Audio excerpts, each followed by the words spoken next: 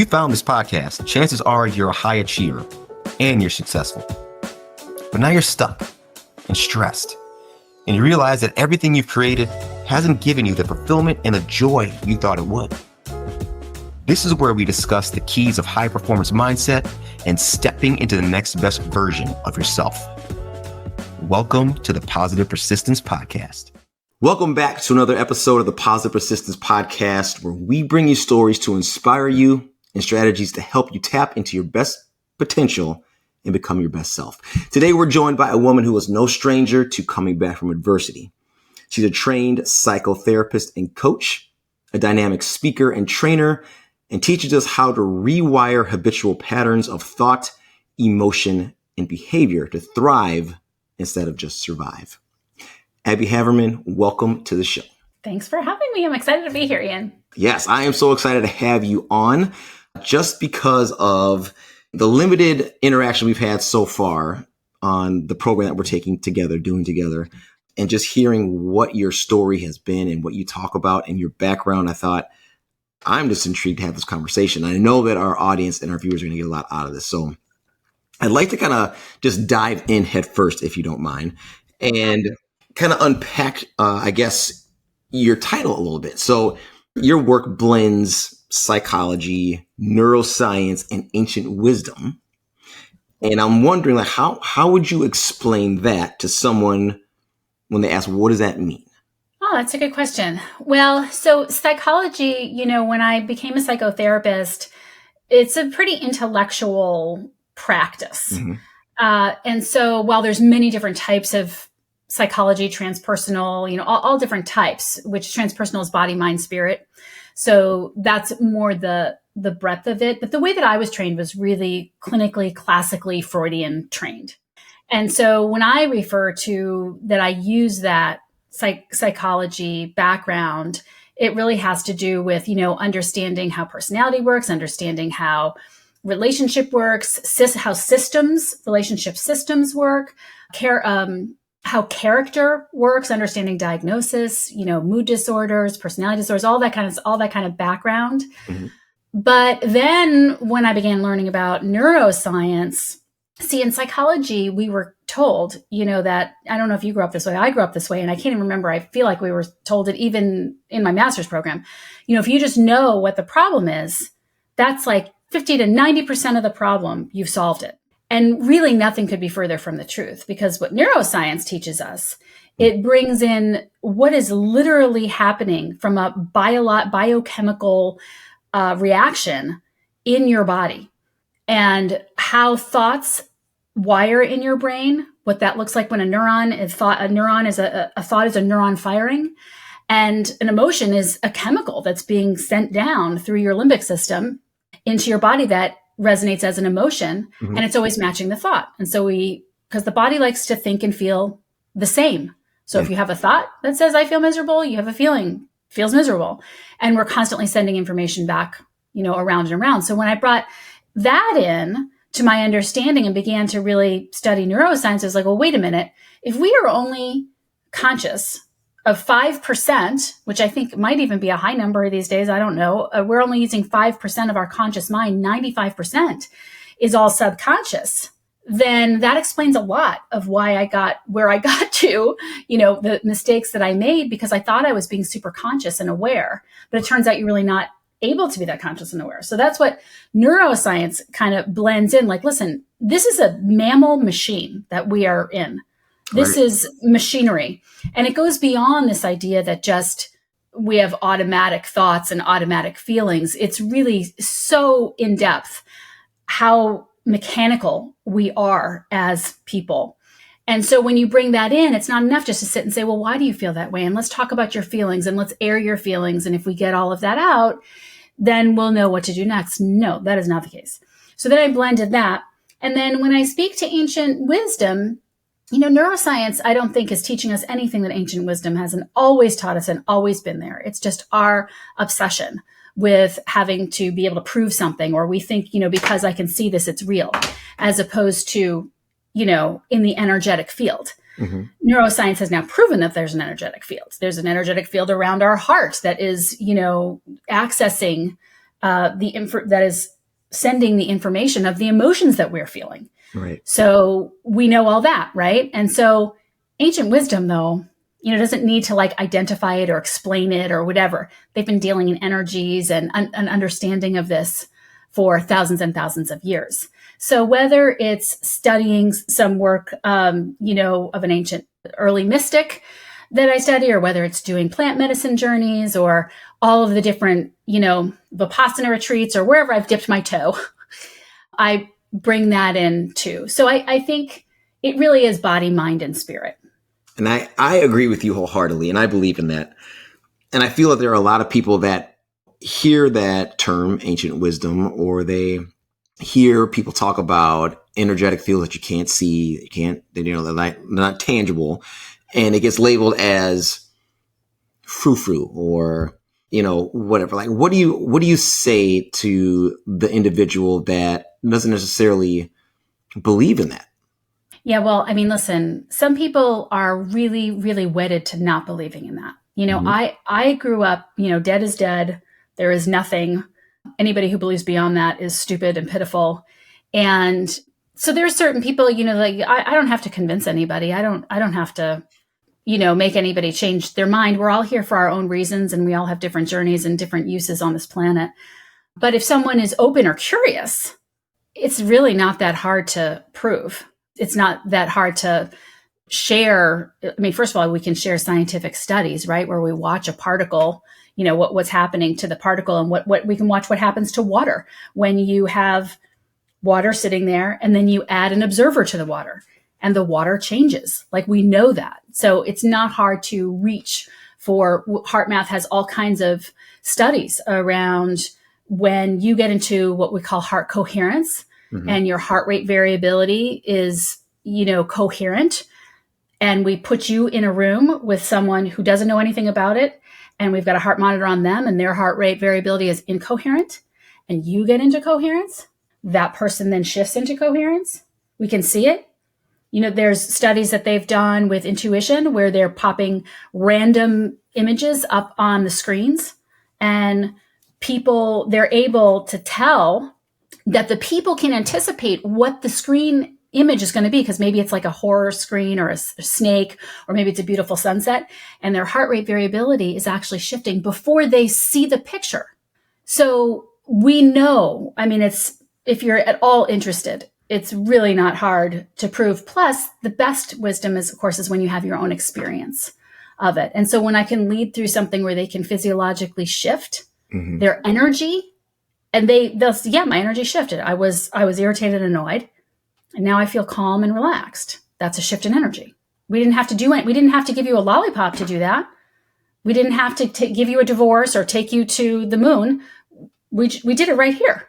Yeah. So, and oftentimes I can just say, hey, I'm feeling this in my throat. Is that where you're feeling it? Yeah. And we're, 1,000 miles away. So the energy field isn't hard to, I don't think, convince people of, if you have any curiosity at all. Yes, I guess that's key. Like, you have to be open to it.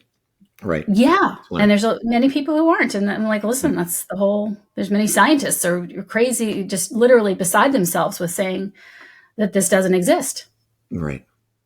Well, I would love to talk about your story and kind of dig into that a little bit in terms of you having a personal experience with energy shifting and having to come back from a setback, we'll say, that you experienced in your life. Now, you do frame yourself as a psychotherapist-turned-coach who illuminates unconscious self-betrayals. And I'm just going to segue here, and listeners and viewers, you need to go check out Abby's TED Talk because it is awesome. We'll put a link in the show notes for this. But for me, there were so many connections just before my own personal experience. That's a whole other story. But can you share a defining setback in your life and explain how you used some of the things that you've learned through neuroscience and ancient wisdom to rewire maybe your own patterns and come back stronger than before? Yeah. So the TED Talk is really about one that was not very purposeful, right? So there's a couple of ways we can change. And the most common way we change is to have a catastrophic event like you did, like I did, that I explained in my TED Talk, which is when I spent a night in jail. And it was very, very humiliating because I was a psychotherapist and I was arrested for domestic violence. And as bogus as I felt the charge was and all of these things, it was bone crushingly humiliating. And it really caused me to, and the other thing about it is that I had done the one thing I said I would never do. I abandoned my son emotionally and physically that night because I didn't take care of myself on that morning when the cops were going to arrest somebody. I didn't realize they were going to arrest somebody. So because there was a mandatory arrest law, I said, it's okay, you can go. And my ex was under the influence and he omitted some things that happened and they decided to arrest me. Because I think I even said, I've just become a control freak trying to manage him. And they're like writing in their pad, she's a control freak. And he's saying, I did nothing wrong. And so I get arrested. And the brokenness of realizing that I had done the one thing I said I would never do with my son. I mean, it broke me open beyond the humiliation. And those two things together caused me to really have a shift. And I think that, as you know, that is primarily the biggest way that we change is when we can no longer see ourselves the same way because just something happened that it just rocks us. And I began to see how my thoughts about my unworthiness and my identification with unworthiness had really got me where I was going. And it became really clear to me, like nobody betrayed me except for me. Like that was it. Just me. I was in my own way the whole time. But I think other ways in which I've created change, because the whole TED Talk is about that we can create change. We don't have to wait until the shoe drops. Right. And so I think for me, there's just really so many examples, but it's a lifelong practice of really beginning to pay attention to what is happening in my inner world. What are the thoughts that I'm having automatically? What are the feelings that are always around without my even realizing it? And so, for example, a while back, I decided to unmemorize guilt because I became aware that I felt guilt all the time, constantly guilty. And I identified an area in which I felt guilty with my son. And I went on this journey of unmemorizing guilt. And so one day he had a double header. Now he was young. He was probably, 12 or 13 or 14, something like that. And we would always tell him, pack your bag, pack your lunch, all these kinds of things. And because I had been on this journey to unmemorize guilt, I was really taking care of myself that morning. I had a meeting after the first game. I was going to go to the meeting and I was going to go watch his first game. And so I wasn't even thinking about, did he have the snacks he needed? Did he have what he needed? We got to the first game and he played amazing. It was like 80 degrees. It was so hot. And after the game broke, of course, all the mothers were on the bench and they got out their little lunch baskets and the grapes and this, and they're all getting, and all giving all the kids the things. And I'm in, heels and a skirt and I'm walking down the thing. And my son comes up and I said, oh my God, you did so amazing. And he goes, thanks. He said, I'm so hungry. And I said, did you pack anything? And he said, no. And he said, can you go get me something? And now historically, I would have called, oh my God, I'm going to be late for my meeting. I'm going to run out and get him something, blah, blah, blah. I said, honey, remember, I've got this meeting that's really important to me that I want to get to. I've got a bar in the car. If you want that, I can run and get that. No, that's okay. Okay, well, have a great game. And I'll see you later. And off I go. And mind you, it wasn't an important work meeting. I was going to an Al-Anon meeting. Al-Anon is for family members of alcoholics. And though I didn't have an active alcoholic in my life, alcoholism, when you grow up in it and you live with it for long enough, we that do that have our own disease to manage. And it was important to me. It was part of my evolution. And I tell you, I drove to the Al-Anon meeting. I nearly was coming out of my stand with excitement because I realized that I didn't feel guilty. I literally didn't feel guilty. And that would have been something that would have happened over and over and over again. And so practicing that over time, recognizing the guilt, feeling the guilt that's coming up in other situations, not giving into it, just watching, just keeping my eye on it. Where is it resonating in my body? Letting it go. Over time, all of a sudden, one day, there I was, guilt no longer. I am so glad that you told that story and explained it, because I think the the premise of unmemorizing an emotion or a feeling is very foreign to people, right? And like, how do I unmemorize feeling a certain way? Yeah. And is it as simple as maybe not as simple, but as logical as saying you have to pay attention to when these feelings, when these emotions, when these thoughts come to you, and realize in that moment maybe what's causing them, what the root of them is, and then not allowing them permission to get into your aura, to your psyche. Yes, everything that you said. So the first thing is, I do think we tend to think, I have a feeling right now, like I feel guilty, and it's like, ugh, now I'm just stuck with this feeling. Now I got to walk around feeling this way all day. Yeah. Because it doesn't occur to us, right?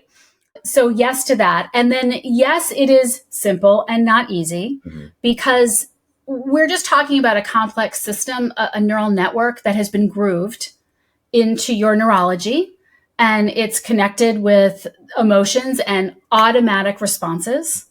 And just like you learn how to tie your shoe, you did that over time. You practiced it. Right. That's why you can do it so quickly and you don't even have to think about it. Yeah. But guess what? You also feel guilty really quickly without ever thinking about it. And you make an assumption that that's the truth because you've identified with it to that degree. Mm-hmm. I was just talking to a client last night, and she's like, oh God, I've been doing so well and I feel so well, but there's just something going on. I don't know what's happening. And we're having this whole conversation. And through this conversation, it comes out that she's going somewhere that night and she's all of these thoughts. I'm worried that this is going to happen. I'm worried that that's going to happen. I'm worried that this is going to happen. And then all of a sudden she's like, oh God, that's what's this happening inside me. But she didn't know. She wasn't aware, because that's how our brain and body work. We're just not aware of all of these things. But the more that you practice feeling guilty, the more that you practice feeling anxious, the more that you practice anything, just like tying your shoe, the more it's going to get wired in. But if you think about what would it take to forget how to untie your shoe? Like, how long would you have to tie it with bunny ears instead of the other way? That seems like a lot of work. It's a lot of attention, to your point. Mm-hmm. And where we focus our attention is literally everything. So if we're going to be swept, our attention can be swept so easily, whether it's by something that you do or something the government does or something somebody outside does to me, or whether it's a habitual emotional reaction. Now, all of a sudden, my attention is on, oh, I can't believe I did that. I'm such a terrible person. Blah, blah, blah. And if you think about it, it's so self-important when we do that. It's so like, I am the worst person in the world. And so that's how self-important I am. Like, I feel so ashamed. Like, who cares? So I was a psychotherapist who went to, like, I'm not that important. Like, that I'm the most horrific person in the world. You know what I mean? Right. So, but our attention gets swept there. And yes, so being aware, right? So I talk about the awake advantage. And so to wake up to what I feel is this epidemic that we are sophisticatedly sleepwalking. We are walking through our lives, looks very sophisticated, we look really good, but we're actually asleep. And the dream that we're having are the thoughts that are happening in our mind and that we're believing without ever checking. So once you wake up, you have to become really, really honest with who you've been being. Like, who have I been being? It's one thing to be like, oh yeah, I always feel guilty. Like everybody said, oh, I always feel guilty. But if you're really paying attention, one day you're going to stop and you're going to say, oh my God, I always feel guilty. Is that how I want to feel? Is that who I want to be? And then you have to learn to focus your attention. And when you feel the guilt's coming up, you just watch it. You don't have to do anything. You don't have to talk yourself out of it. You don't have to tell somebody about it. You just watch it. And you stop giving it your attention. You can be aware that it's there. Right. Without having all of this inner drama around it. It's time to ask yourself, when was the last time you prioritized you? Did you know that research shows that nearly 85% of high performers struggle to maintain a performance mindset while juggling the demands of work and personal life? Those who actively prioritize their performance mindset and personal growth are 30% more likely to achieve their goals in business and life. If you're feeling crippling stress and anxiety, or if you're feeling guilty when you take a moment for yourself, Or if you're stuck in the grind and feeling burnt out, you're not alone. Many of us yearn for more, but struggle with the fear of being judged or feeling selfish. And you want to step into the next best version of yourself. That's why I created the Rinse Method, which got me from paraplegic to marathon runner. Backed by science-based proven strategies and now customized for high performers like you. If you're stuck and stressed and want clear steps that you can implement today to move forward, make sure you visit thepositivepersistence.com to download our free Rinse PDF. Do you feel that once we give it our attention over and over again, it then starts to become a part of our personal reality, which then turns into our personality? Well, now you're talking about Dr. Joe Dispenza's model, right? Mm-hmm. So I used to be one of his trainers, and that's exactly how he says it. He says, your personality is made up of how you think, how you act, and how you feel. Right. And your personality determines your personal reality. Yeah. And that's one of the first places that I really learned about neuroscience and how that works, is understanding his model. Mm-hmm. So many models for that same thing, but we have thousands and thousands of parts in our inner world. Like, there is the part that feels guilty. There's the part that wants to eat all the chocolate cake, but there's also the part that wants to be in shape, right? There's the part that wants to have a big business, but there's the part that just really wants to sit around watching Nashville. There's all these, and whatever part of your inner world is in charge in that moment is going to drive your decision.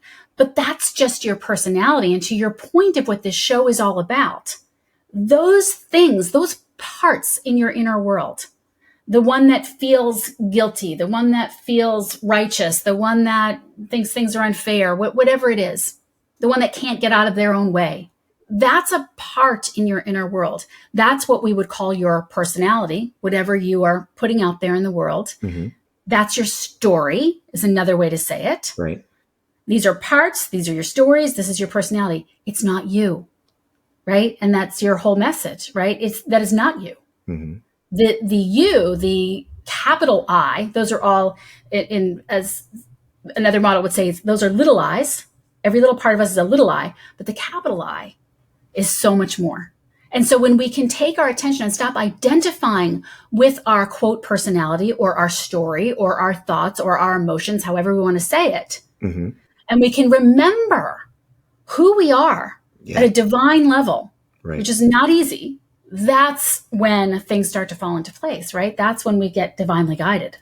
Yeah. Love that.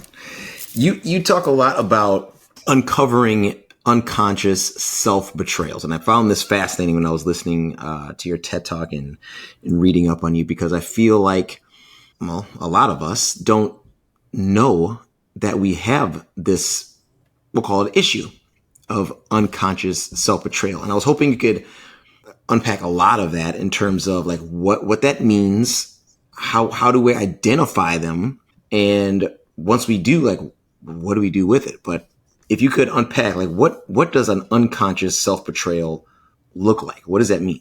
Well, a really simple one is when you say yes and you mean no. So I think that's one that people can relate to really, really often.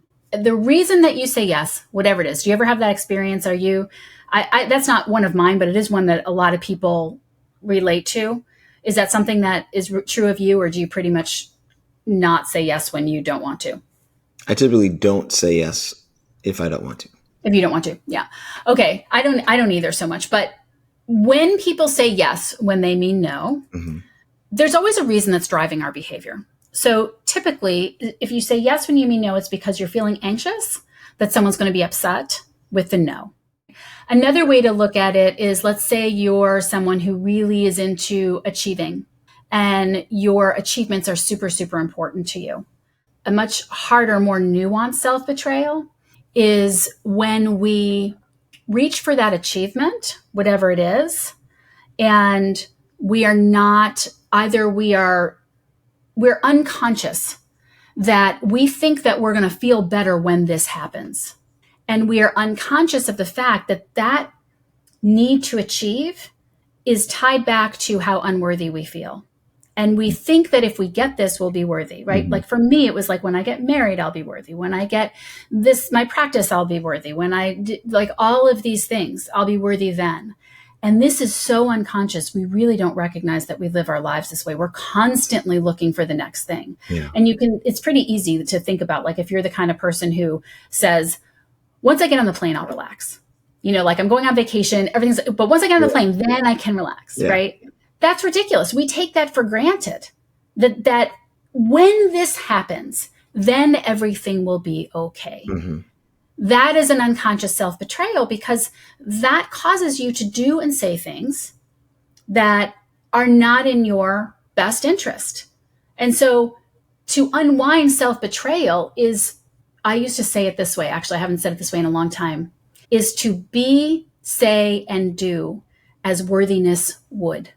Because I feel that so many of these self-betrayals in the end drill back to an unconscious sense of unworthiness that has its base in our evolution, but that most of us are too afraid to even think about where in our life that narrative lurks. Now that you are explaining this, I think back to, like, if you were to ask me that question again, now after hearing what you just said, I would say that I used to be a person that would say yes when I meant no. And listening to you talk before about self-betrayal and worthiness, I mean, I thought back personally to my ex-wife in our relationship, and I was a pleaser. And I would do things that really to please her, and things that I didn't want to do. And it made me very unhappy, but I didn't realize that for a very long time. And then especially, this is all after my surgery and after, I still have deficiencies from my surgery.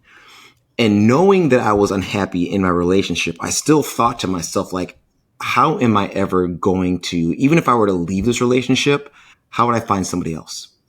Because I'm damaged goods now because of the deficiencies I have from this surgery. Like, I didn't feel like I was worthy of someone else who could love me the way that I wanted to be loved, or be in a relationship that really fulfilled me, or I didn't feel like, I guess I not deserved it, but I didn't feel like I would ever achieve that because I didn't feel worthy enough. And until I was listening to your words, I didn't realize that I was unconsciously betraying myself.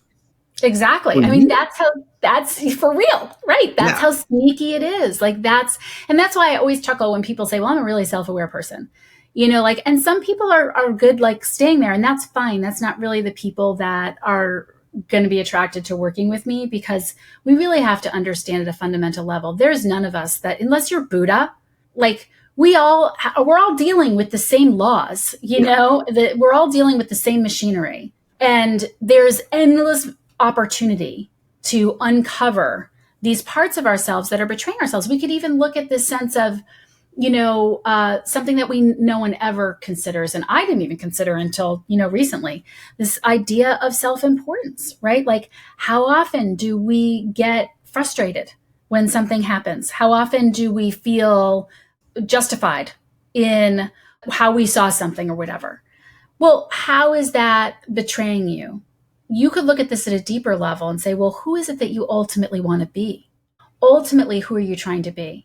You could say that every time you lose your temper, every time you speak out of turn, which for me, sadly, is often, not losing my temper necessarily. It used to be much more often, but talking out of turn or just saying something that, in not a very nice way, whatever it is, if it's flippant, because I'm running from one thing to the other, whatever, that's a self-betrayal, because that's not who I'm trying to be. That's not who I want to be. That's not who I think of myself as. Mm-hmm. The opportunities for self-betrayal are endless. But to your point, this idea of worthiness, I think absolutely. My first marriage was, trying to cover up what was going on with the addiction and trying to, get him to do things or whatever. But it was all about how I felt that I looked. It was all about my worthiness. Like, if I'm married to this guy who is under the influence, I look like an idiot. And then people are going to think this about me. Right. And if we can have the courage, if we could only have the courage to admit that to each other, that, like, that is actually a lot of what people are feeling and thinking behind it. They'll never say it, but if they really start to look at what is motivating their behavior, what's motivating the pleasing, what's motivating the controlling behavior, It has everything to do with a lack of worthiness to just be as you are and to realize that, hey, this person's behavior is not mine. Right. Or something like that. How does somebody identify these patterns of self-betrayal and start to rewrite their thoughts? As we've talked about already, being cognizant that they're having these feelings, these emotions, and being able to fire some new neurons that can then wire together and create the next best version of themselves, of who they want to become, as you've mentioned. First of all, getting quiet and really spending time with your eyes closed, with no distractions, and tapping into your inner world and just watching what happens. Are you thinking? Are you worrying? What are the thoughts that are firing in your mind? And then get curious about that. Go slow it down. Check into your body. Like, do I have a lump in my throat? Do I have a tightness in my stomach? These are things to get curious about. The problem that we have is that whenever something like that happens, like, okay, how do I fix it? And we want to jump into doing right away. That's how we're wired. That's not how this works. Because if you bring the same program to fixing yourself that you bring to you having your success, you're going to betray yourself. You're going to beat yourself up. Oh, I meditated, but I didn't do it for long enough. Oh, I meditated, but I still lost my temper tonight. Oh, you're going to treat your meditation like you're checking something off a list. This is about finding power in your presence. And so one thing that can be done is to spend time in silence and closing your eyes and really getting curious about what's happening in your inner world. Another thing is to be able to tap into your body. So when you're in the moment of having an emotional reaction, like I used to have this thing. I have a child, my youngest child has a neuromuscular disorder. And my pregnancy was really a hot mess during that time, because that's when I was finding out about my ex was on heroin, and I had been sending my other son to him, and I had another child that was diagnosed with something. It was just a mess when I was pregnant. Mm-hmm. And so I always had a lot of guilt, and I became aware not that long ago that whenever I pass a toddler, like a 2-year-old, I just don't really want to be around them, because immediately I would feel sadness and guilt about my son. Mm-hmm. Because at that age, he was perfect. Hadn't developed yet, even though it was genetic. So when I became aware of that, because I would go on a walk and I would recognize a shift in my energy as soon as a mother and a small child would pass me. And I began to get curious about it. And so then I can sit with that. And I tell you, like, there's nothing more joyous than when you realize you got over something. I was traveling recently to, I think, give a talk, and I was in the airport, and there was the cutest little 2-year-old.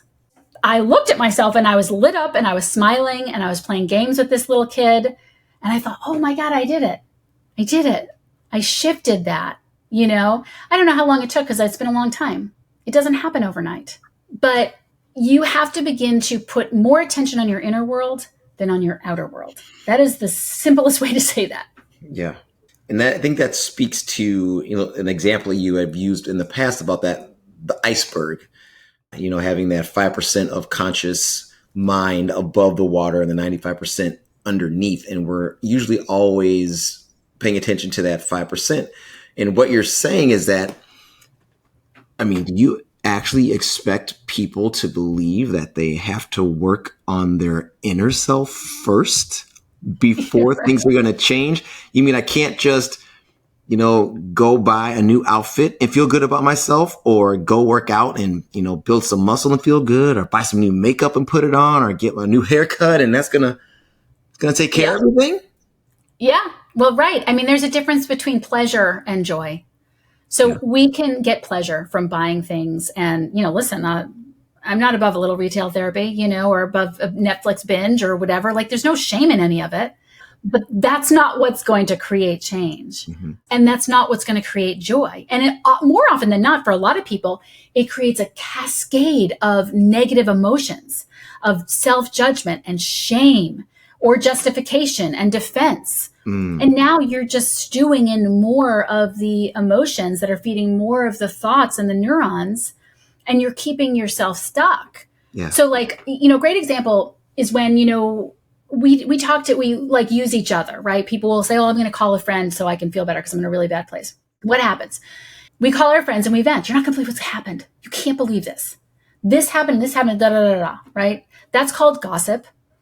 And it just fuels more of the same. So if you want to stay the same, you should do that. But if you want to get out of whatever self-imposed box you have yourself in, then the person that you call, this is a much better way to do that. Say, listen, I'm going to tell you something that happened because I can't get over myself right now. And this is such an outrage. And I just need somebody for a second just to say I get it, but no more than a second. After that, I want the rest of this phone call to be about how we're going to get me out of this emotional place and into a different one. Because this place that I'm in right now doesn't serve me. But most so people, it's a discipline. Yes, because most people want to just be heard, which is clear, and that's fine. That's expected. But they don't want to, and I guess this goes back to the familiarity of those emotions and comfort of being upset and stewing in your own crap and not actually finding a way to get out of it.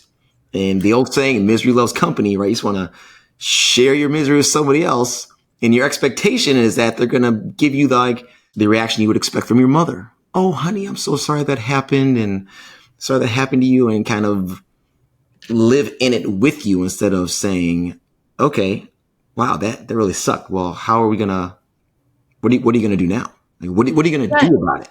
How can I help you move from this place? Right. Let's, maybe we should go watch a funny movie. Maybe we should relive some old memories that were funny. Like, it doesn't matter. You don't have to go do anything. You just need to shift yourself physiologically, because once you shift into a different state, the idea of what to quote do will come, because now you've opened the part of your brain that you need. You've created cortical facilitation. Now the message has gotten up with the joyful emotion from your heart to your brain, and you can do something different. But just to go back to your point of what you said, because I think it's really important.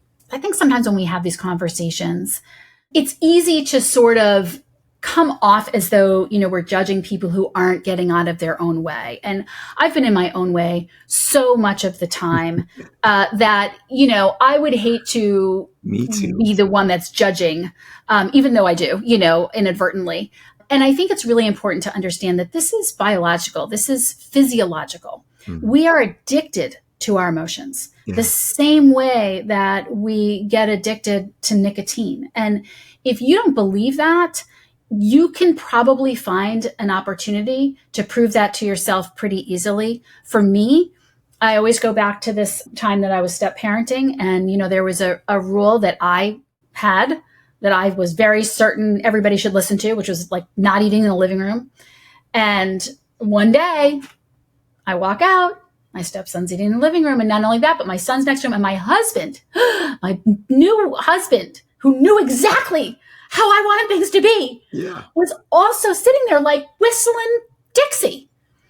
And immediately I got so angry, and my mind and my personality, or my parts, like we were talking about, my ego was like, I'm being disrespected.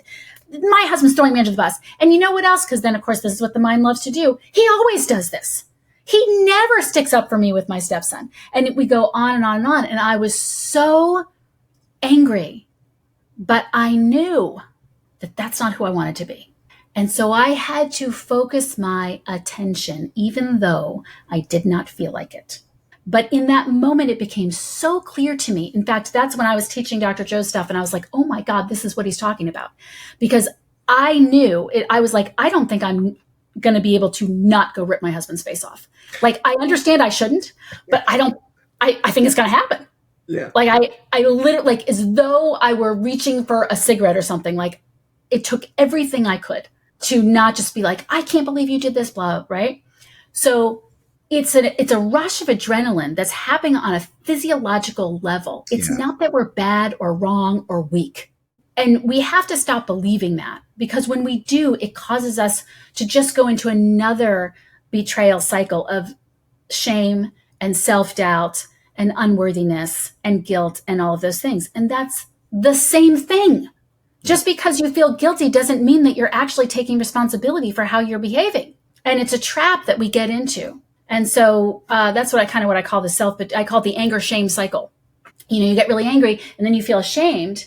And so then you're like, oh, I shouldn't have done that. Da, da, da. Yeah. And you don't deal with the problem because you feel so ashamed. And then before you know it, the problem just happens again. And then you just get angry again. And then you just are on this, and then you get ashamed, and you just are on a cycle, as opposed to saying, okay, I lost it, and that was totally not appropriate. I need to apologize for my behavior. I need to settle my brain and body down. And let me now, from this different state of being, see if this is something I actually need to address or deal with, or if it's really just my issue. If I do feel like I have to deal with it, like, hey, let's talk about this from a different place. Amazing insight. I have so many things that I want to talk to you about. I'm going to have you back on the show again. But if you could kind of, I don't know, maybe sum up. Well, let me ask you this. What are some daily rituals you have that you practice for you to stay energized or mentally resilient when you're dealing with setbacks, dealing with adversity, and just dealing with life in general, to stay on top of things? For some of our listeners and viewers who feel like, you use the word stuck, who may be feeling like they're stuck in a spot where they don't know how to deal with whatever their adversity is that's standing in front of them. What are some things that you do on a daily basis personally that help you kind of deal with just life in general, and so you don't become stuck? Yeah. I mean, I think one of the things that I have to do and that I've had to do is remember that I'm not stuck, because the idea that I'm stuck is something that I'm telling myself. And actually, most of us are anything but stuck, right? Like the place that we're stuck in is completely inside ourselves. And we begin to identify with that and talk about how stuck we are and tell ourselves how stuck we are. We keep ourselves in that box. And I'm so familiar with this because I've just spent a lot of time stuck, or what I think is stuck, But when I feel that way, well, first of all, I mean, I have a practice of meditation. I have a practice of when I'm feeling that stuckness or some other uncomfortable emotion, I might be doing some heart math exercises and shifting myself physiologically into a different state. I might be just observing, where is the feeling in my body, and being in acceptance of it, because that is what's going to neutralize it the most. If I can just take my attention off of it, aware that it's there, but just not give it so much airtime, it's going to diffuse. I think that working with someone, to be honest, is paramount. Like, this is impossible to do alone. It really is. It's really hard to, and I'm always working with someone, and it's just really hard to see this stuff. And so recognizing that these parts of stuckness, it's a part in your inner world, but there's a lot of times that you're not stuck.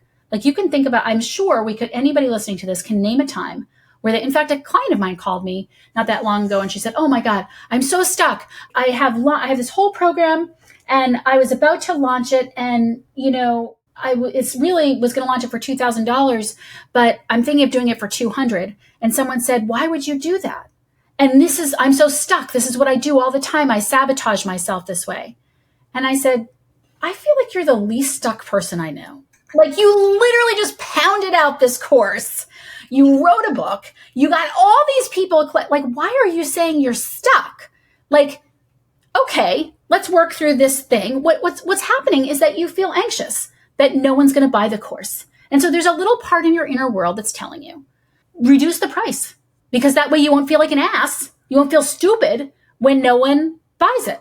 And what you really need to do is come up against that anxiety that you feel like, oh my God, if I ask for what I'm worth, maybe no one will buy in. And does that still mean that I'm okay? Am I still worthy?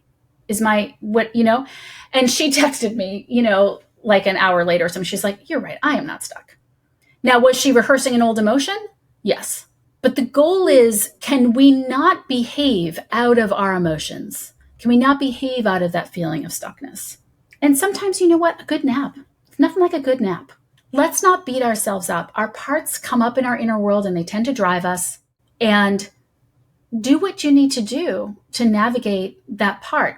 But don't make a choice that you're going to act out of it. I don't know if that answers your question. Yeah, that is great words of wisdom. Abby, I want to give our listeners and viewers the opportunity to know where to find out more about you, where to find out more about what you talk about in, unconscious self-betrayal and the work that you do. So there's a little course on my website called From Hot Mess to Harmony that was sort of born out of my TED Talk. And it's geared toward my TED Talk, which is called Women's Liberation is an Inside Job, The End of Self-Betrayal. And my newsletter, there's lots of ways to opt into my newsletter on my website. There's an energy audit. There's all kinds of different things. People are free to reach out to me via email. And I also have a podcast called The Intuition Incubator. And every Monday I drop an episode that is just a piece of any one of these little pearls that I've learned through the years. And then a couple of times a month, I have a guest episode. Awesome. All right. We will make sure that we put links to all of that in the show notes. And Abby, I want to thank you so much for joining us on this episode. So many pearls of wisdom have been dropped here, and it was a pleasure having you on the show. Thank you so much for having me, and I really appreciate it. It's been an honor to be here. Absolutely. And as we wrap up every episode, I want to remind our listeners and viewers to stay positive, stay persistent, and remember that mindset is everything. We'll see you next time. Thank you for tuning in and being part of the Positive Persistence family. We're having a great time creating this content, and we truly hope it inspires you to embrace positivity and persistence in your own journey. If this podcast episode inspired you or entertained you, scroll down, hit those stars, and leave a comment. Your 5-star reviews and shares encourage us and help us grow the show. So until next time, stay positive, stay persistent, and remember, mindset is everything.